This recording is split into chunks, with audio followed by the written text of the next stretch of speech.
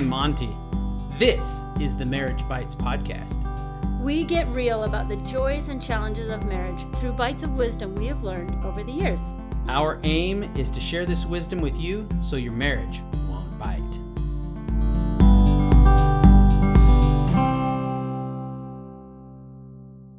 Welcome, everybody, To the Marriage Bites podcast. It's almost Halloween.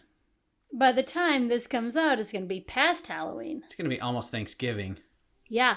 We'll be eating pie. Ooh, I love pie. I love pie too. So, if it's almost Halloween as we're recording this, and this will air probably sometime in November, we are beginning the holiday season. That's right. Can you believe it's already here? It feels like we just finished the last holiday season. Kinda. I think as we get older, time moves faster. I think it's a real thing. Actually, yeah, I think that's real. Yeah, there's something about temporal anomalies in growing old. I can't really explain it, but yeah. It used to be like from one Christmas to the next, it was eons. It was forever. Forever. And I'm like, Christmas already? What? I know. And I love Christmas. And I love Thanksgiving. I do too. What's your favorite part of Thanksgiving? Ooh, probably being together with family. What about your favorite food? My favorite food is the pumpkin pie.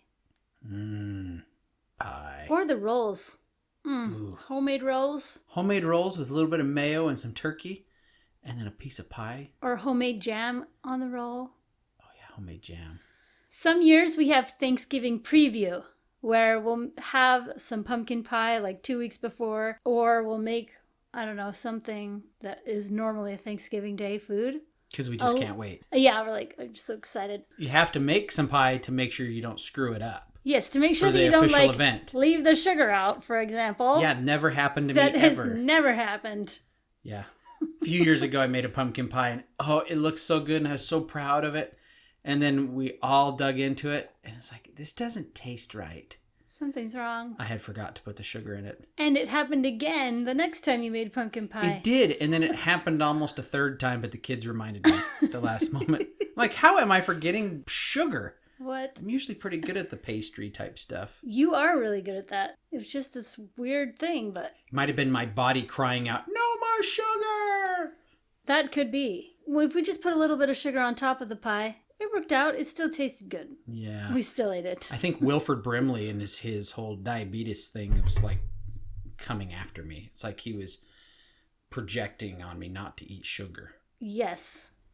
It was probably him. Probably his Lance Camper. In his Lance Camper, yes. If you don't know who Wilford Brimley is, look him up and look up him doing diabetes commercials and Lance Camper videos. But then go and find commercials. the ones that people made that changed it up, the remixes. That's where it's funny. They are hilarious. It is so funny. I think Wilford Brimley passed away a few years ago. He's speaking to you from the other side. Oh no. He's haunting me. That's what it was. He haunted me around Halloween, which then affected my pie making several weeks later. He was just looking out for your health. I guess so. He doesn't want you to get diabetes. For the record, I always liked Wilford Brimley. He's a nice guy. Yeah. He always played kind of this old tough dude. Okay, so why are we talking about the holidays? I have no idea. We went off on some tangent. We're talking about the holidays because the holidays are coming up. Yes, and that is what we're going to talk about on this episode. Yeah. So something that we noticed is that sometimes during the holidays, people let their most important relationships kind of go by the wayside. They do, or there's a lot of stress sometimes with your most important relationships. There might be some fighting. There might be. There might be some disagreements and the extra stress of the season, which doesn't really make sense because it's supposed to be the happiest time of year. It's supposed to be the time that we love each other and that we express our gratitude. But nonetheless, there are lots of things going on, and sometimes that causes stress, which kind of puts us on edge, and then we might fight a little bit more, or we might have a little bit less time to spend together than usual. I think we bring a lot of it on ourselves, just our modern world and expectations and family expectations, and there's so much going on around the holidays that it can become a whirlwind of stuff. And sometimes it's stuff that doesn't matter. Yeah. And then I think puts a fog over what we should be really thinking about and caring about. Yep. But your marriage doesn't have to take a break for the holidays. It doesn't have to be neglected during the holidays. That's right. So to talk about neglecting your marriage or allowing things to get in the way, what are some things that get in the way? Yeah, sometimes if you have kids, it seems like all the kids have all the Christmas programs. Oh yeah, for every grade. Yeah, and everybody wants a Christmas program. Christmas programs are great and they're fun. Yeah, sometimes. And that sometimes adds more to your schedule. It does. I think you also have lots of family activities. Everybody's family can have as many activities as they want. There's lots of traditions that people might want to celebrate, and each person has the opportunity to decide to participate or to stand this one out. So I think another thing that gets in the way and that can put stress on your marriage is that we as people, we naturally procrastinate. And we procrastinate preparing for the holidays. We wait till the last minute to go shopping for Thanksgiving, or we wait till the last minute to go get candy for trick-or-treaters, or we wait until December to start doing our Christmas shopping. And I think that can put a lot of stress on yourself, but also your spouse and your marriage. Mm-hmm. Yeah, it can definitely filter into your closest relationships, especially. Right. I guess with that as well is that with that stress, now you're spending a lot of money. And that can put stress on things, and it can, I guess, separate you from your spouse. You might disagree on how money should be spent. The priorities that each of you has might be a little bit different. If you don't have the awareness to be able to talk about it calmly, there might be some conflict about that. Yeah, for sure. It leaves you less emotionally available to connect with your spouse. It does. So obviously, there are a lot of things that can get in the way of creating moments of connection with your spouse. But I think probably the biggest thing is your mindset about it. If you think you don't have time to spend together, it just makes it a lot harder to find the time to do something together, because your mind is trying to prove itself right and trying to provide evidence to you that you don't have time to spend together. It's too busy, we have too much going on, that then the opportunities that might be there will pass you by because you're expecting there to be not enough time. I think with all the activities that are going on, I mean, they are what they are. But finding that intimate time with your spouse is so important, especially around the holidays when you should be coming together. There's so many stressors that can pull you apart. You need to be intentional about finding things to bring you together, and to be smart about those things that you're intending to do. You can incorporate a lot of stuff that go along with preparing for the holidays and spending time with your spouse. That's right. Combine it. You can combine it. So how do we combine those things? Well, you're going to have to go shopping for food. Go together with your spouse. If you can. Yeah, if you can. Hold hands when you go. Maybe you talk about important things to and from the store. When you go Christmas shopping, plan on a budget. Plan what you're going to be buying. And then go buy those things. But do it together. But it requires you to be intentional about those things. It requires you to plan and be prepared. And dare I say, if you plan early enough, hopefully you can do a lot of this stuff before.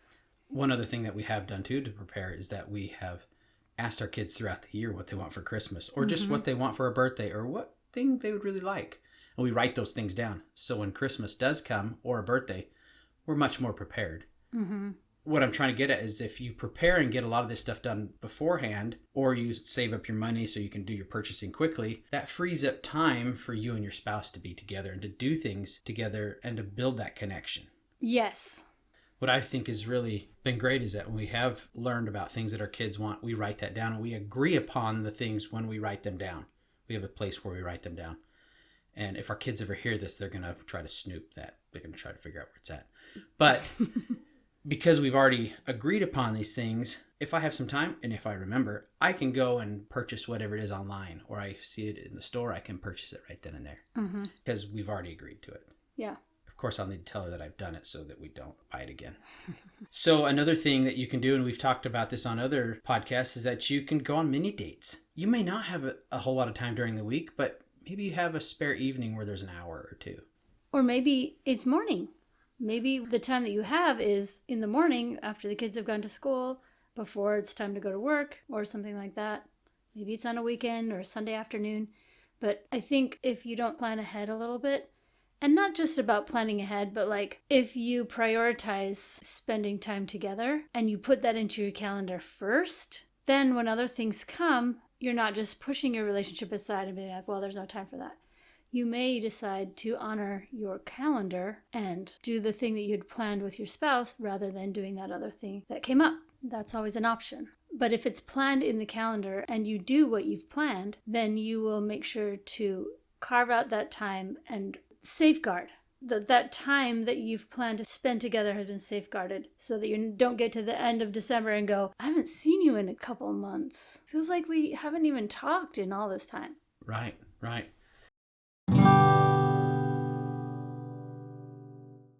I think another thing that people can do is that when you are together, put the devices away as much as you can. And this is one that doesn't take any extra time. Right. When you walk into the room a lot of times, I don't know if you've noticed, but I shut off my phone. If I'm watching a show or doing something, I shut it off because it helps me be prepared to accept whatever you're bringing. You know, if you want to talk or whatever. And even if you don't want to talk and you're just coming in really quick and then you're going to walk out, at least I've left that open so that it's available. I have noticed that, and I appreciate it a lot. However, when I walk into a room, she turns the volume up. Well, yeah. I'm just teasing. Another thing that doesn't take any extra time, but can be very impactful, is to think about the quality of the conversations that you're having. What actually are you talking about? Are you just talking about scheduling and kids and what somebody at work did? And pie. And the neighbors. And rolls. And food, or are you really talking about things that are more connecting? Are you sharing your deeper thoughts with your spouse? One thing that's really been on my mind lately is honesty and how most of us, we're honest people, but even really honest people sometimes can find that they aren't telling the whole story about what they're going through. It's not in a way of trying to deceive the spouse, but it's more like it's hard to say sometimes. Stopping and saying, how are you really doing? Rather than like, hey, how's your day? Just taking a little bit of extra intention to ask your spouse how they're really doing in a way that they know that you really mean. You're being genuine. Yeah. And then to have an honest response rather than like, yeah, it's fine. I'm fine. It's all good. But to really think, how am I doing? Am I fine? Is there something bothering me that we could talk through? Or, to make the quality of your conversations be a little bit deeper than just, kids and schedules and all that. Speaking of honesty, sometimes there will be an event. And I talked about this a little bit in the episode that I did with my sister a week or two ago, where sometimes there's an event and we think the other really wants to go and we don't really want to go, but then the other thinks that we really want to go and we don't really communicate the level of desire of attending or participating in whatever it is because we think, well, we do this every year, so my spouse really likes it or really wants to. And then you just kind of go and it's more out of obligation than real desire to be there or to participate. And so sometimes like having that open communication and real true honesty about how much you want to go and do that thing, or if you'd rather spend the evening doing something else or being at home. I will say, if you do ask your spouse if they really want to go, or you really want an honest answer from them, you need to be ready to accept that honest answer. Because what if they say, I don't want to go to some event, but you really want to go to that event? If you really want that honest answer, then you need to be willing to accept that honest answer. Mm-hmm. You may still go, but I think it's important to remember that if you want that true honesty, be ready to receive that true honesty. That's a really good point. I think a lot of people, they say they want honesty, but then when they get that honesty, it's not what they wanted to hear. Mm-hmm. And they weren't really ready for it. And so when they get that honesty, then it upsets them. Mm-hmm. They want validation. You've got to ask yourself, do I really want that? Mm-hmm. Look inside yourself and ask, did I really want that? Mm-hmm. Kind of in that same line of thinking of what you do and don't want to participate in, is sometimes it's a good idea to evaluate the traditions that you have, either as a couple or as a family or as an extended family or even community. That does this tradition enhance the holiday season for us? Does it bless our lives? Does it give us more of that, holiday spirit that we are wanting? Or does it detract from that? And I think it's okay to let some of those traditions go if they don't.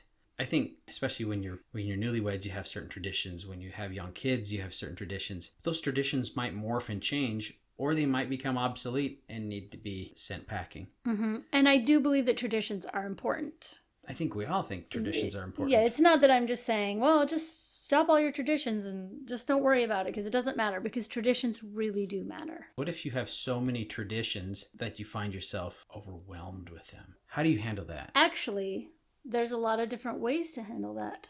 You can just let the tradition go altogether. You can adapt it so that it works better. You can maybe combine different traditions in different ways. You can just find ways to adapt it into what already works if it's something that's really important to you.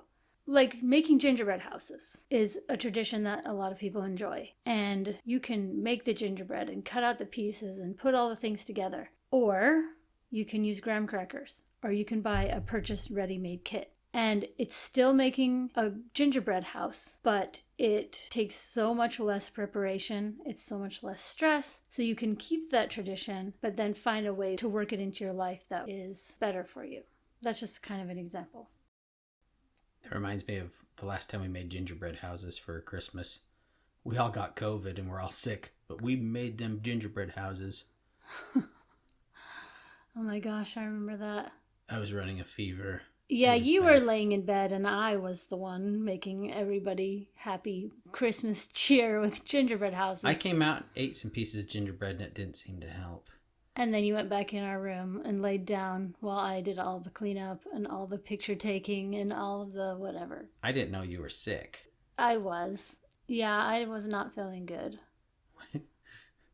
At least we got COVID early and then we were okay for the actual Christmas. Yeah, holiday. that was at least there was that. But if I had known we were all going to get sick, it was just the way that it turned out. But the kids were feeling better and they were really excited for this activity. And the gingerbread, I had homemade it that year.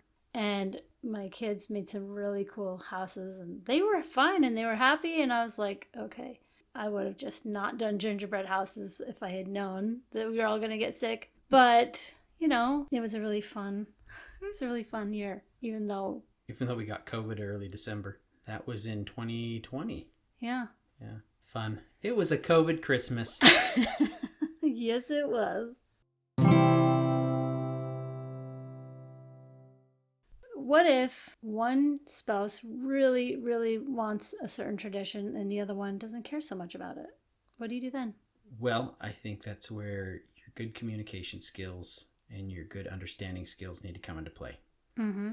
I think you first have to ask yourself, why don't I want to do this tradition? What is it that is bothering me? And express that honestly to your spouse. And like I said earlier, if your spouse really wants to know, then you'd be open to that honesty. If it's still very important to them, they need to let their spouse know. Mm-hmm. It needs to be a communication issue. And the two of you need to work it out. Yeah. There's always a solution to things, whether we let our ego and things get in the way or not. Yes, so sometimes people get really rigid in how things are supposed to be done, how it's supposed to go, or how and when we do this every year, or especially if it was a tradition that has carried on from childhood into your adulthood and into your family life. Sometimes we really want to hold on to those, but what if it's not working for your spouse? There's always a way to make it work if you are willing to work together. Right.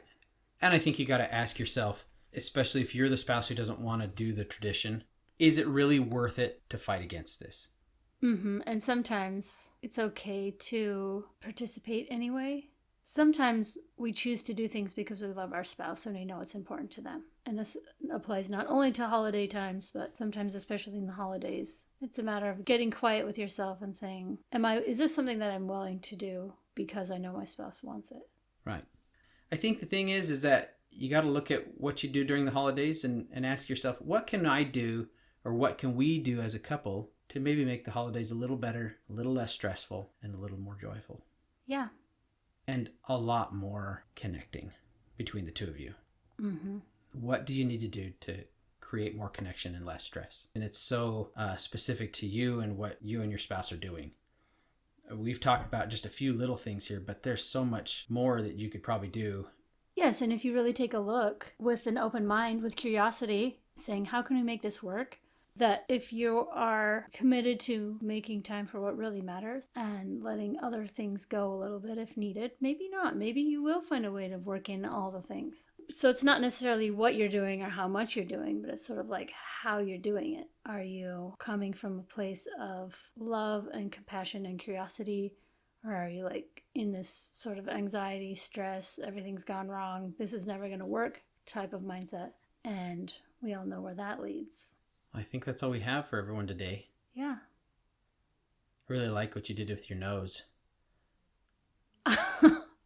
What did I do with my nose? What do you mean? Does it still hurt where the nose ring is? Oh my gosh. That...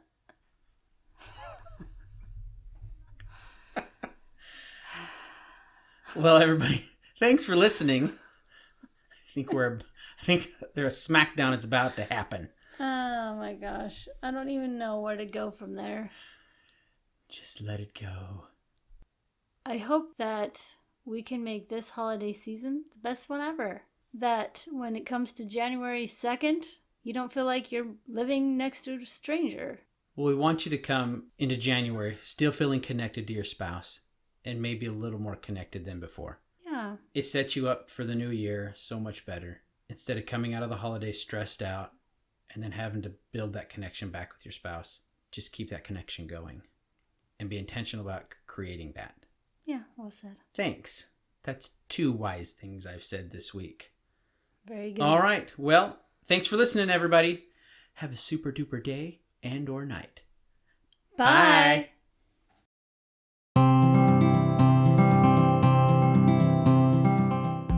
Thanks for listening to the Marriage Bites podcast. Be sure to subscribe so you don't miss out on any of the fun. Let us know what you took away from this episode by sending us an email at info@andelinprice.com. You can also see what we're up to on Facebook and Instagram at Andelin Price Coaching. Or you can visit my website, andelinprice.com, to learn more. See you next week. Bye.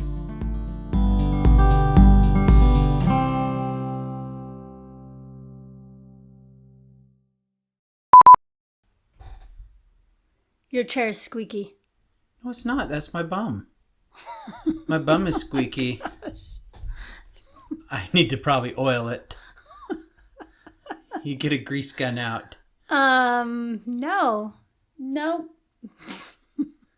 Good 7s. Oh my gosh. Or a real zinger. You know, the Hostess cake zingers. Those are so delicious. They're not that good. I think they're delicious. They're not my favorite. They're one of my favorites. I love a zinger. Now, if the tradition is, say, knife throwing or shooting apples off of each other's head with bows and arrows, that might be, and they're really adamant about it, that one you might want to put your foot down on. I don't even know what to say. You say that a lot about the things I say. You leave me speechless fairly often.